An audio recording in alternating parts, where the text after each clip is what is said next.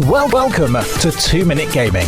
This is Sparkster, or Rocket Knight Adventures 2, whichever you want to call it, released in 1994, but is it a worthy sequel?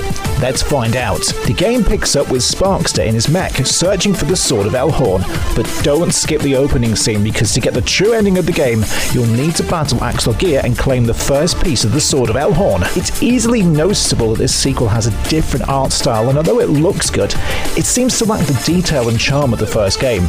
Rocket Knight Adventures 2 goes for a slightly grittier feel and tone.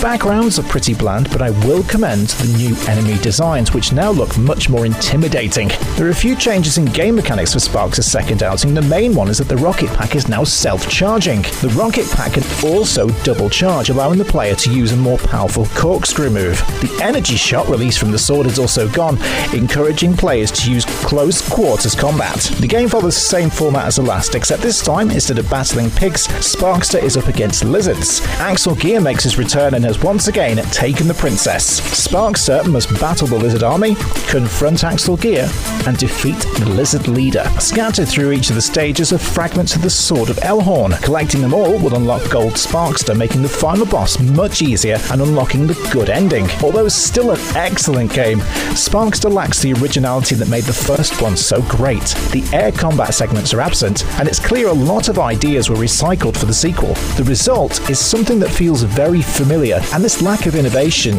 lets the game down. So, what's the verdict? Well, it's a fun time and it certainly isn't a bad game by any stretch of the imagination, but it just doesn't fill the shoes of the first outing. But they're not quite as good as the first one. Sparkster is an easy recommendation. If you like good old school platforming action, the game doesn't disappoint. If you enjoyed the video, like and subscribe, and I'll see you again for more 2 Minute Gaming.